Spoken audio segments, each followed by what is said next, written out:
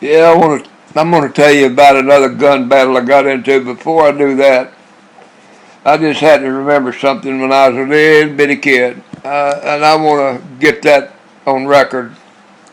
When going way back when my father, I was big enough for my father to first take me to the farm. For you people just now coming in, I had a unique situation as far as farm was concerned. Even though I was raised on a farm, I actually lived in the city. I know you're having a hard time understanding that, but see, our our home that we lived in was about it was within walking distance of the farm. Now they both was in the county, but the home that I lived in was actually on a street similar to what you have in the city, which was highly unusual, but there's a reason for that. And I want to get to it one of these days to try to explain to you about my grandfather on my dad's side.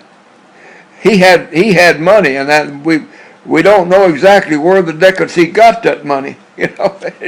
That's a big story within itself.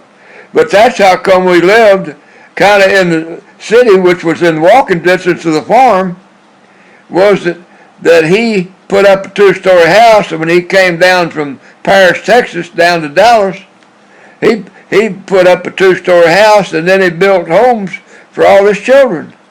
Where he got that money is going to be a big story one of these days. I'm going to try to figure it all out, and I'm probably wrong, but I kind of think I'm getting close to the truth.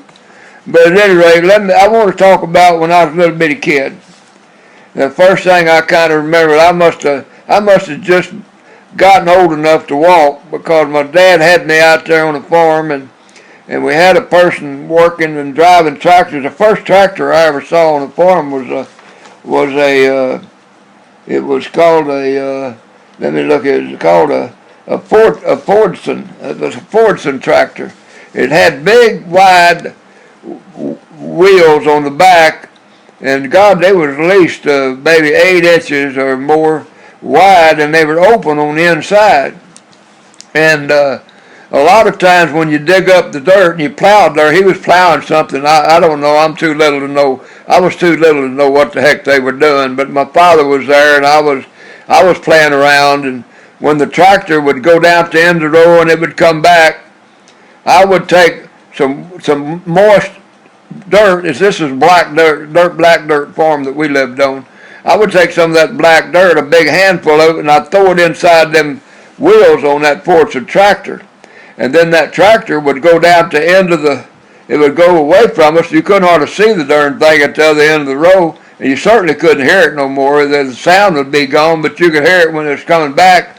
The sound would pick up, and you could hear the sound coming. And by the time it got back, it was real loud. You couldn't hear yourself talking, because they didn't have mufflers on them tractors when they're out in the farm. It ain't like a car. They don't bother to muffle with things. They just pow, pow, pow. You can't hear yourself think.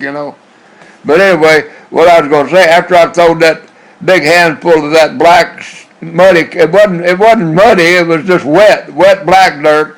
I'd throw it in that wheel, and by the time he went down to the end of that row and he come back, it'd be a big ball. It'd be about the half the size of a baseball. And then I'd take it out. And then I'd throw another handful of that black moist dirt in there, and this is what I did for entertainment. I had several of them black balls because my dad was kind of a finicky.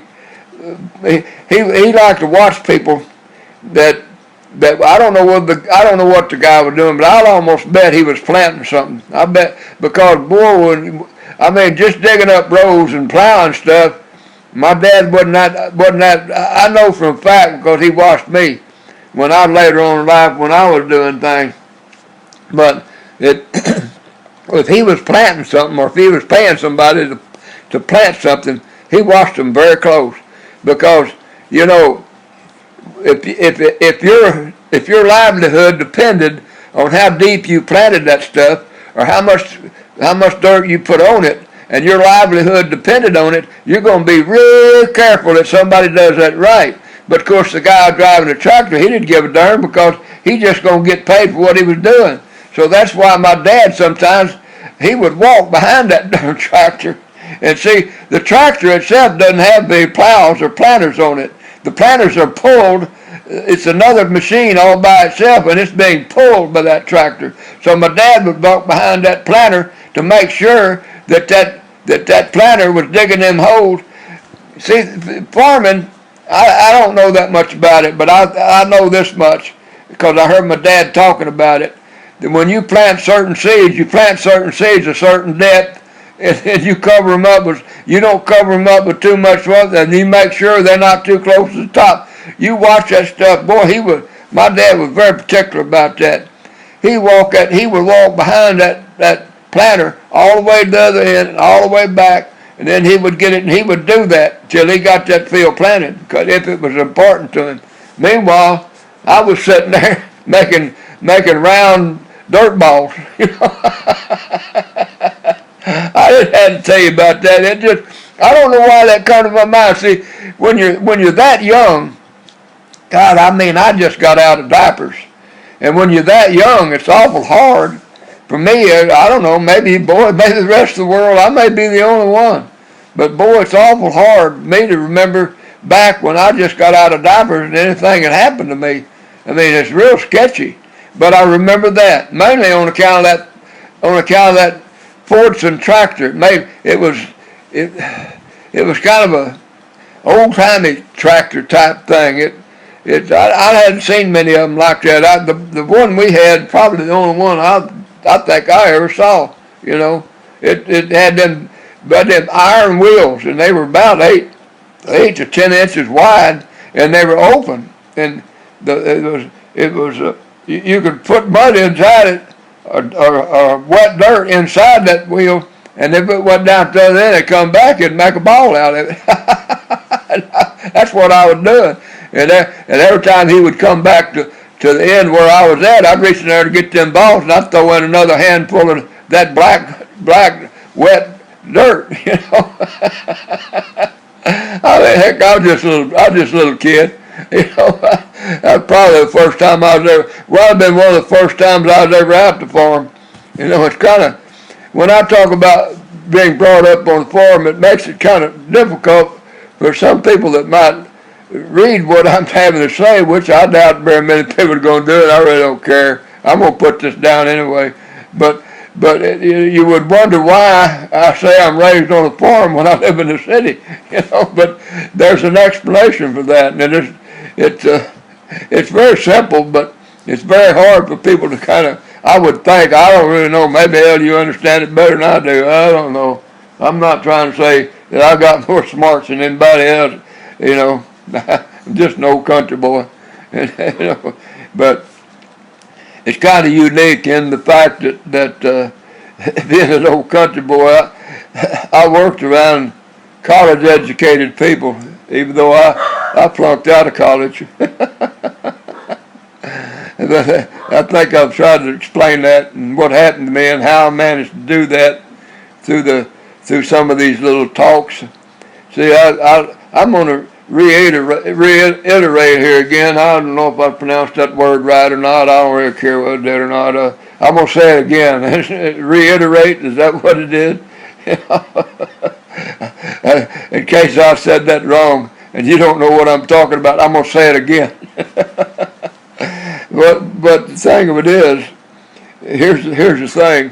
I just want to put this down. Because, see, I never got it about the last year, the first time in my life, because I lost my leg and I can't drive my truck anymore and I can't take care of myself, I've been forced to sit in a room and stare at the TV and look at Netflix and all them shows and things they got there. And after about a year of doing that, I decided somebody needs to tell the real truth.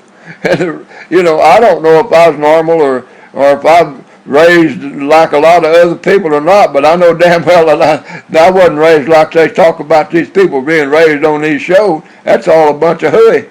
It ain't even close to being what's true, And I just thought somebody ought to put the truth out there about the common people. I feel like I was a common person. You know, I was around a lot of people that I considered to be common, and they didn't be born in no darn. They wasn't born over in Highland Park or University Park. They were born in little cities like I was born in. Well, I'm gonna quit. The dogs are going crazy.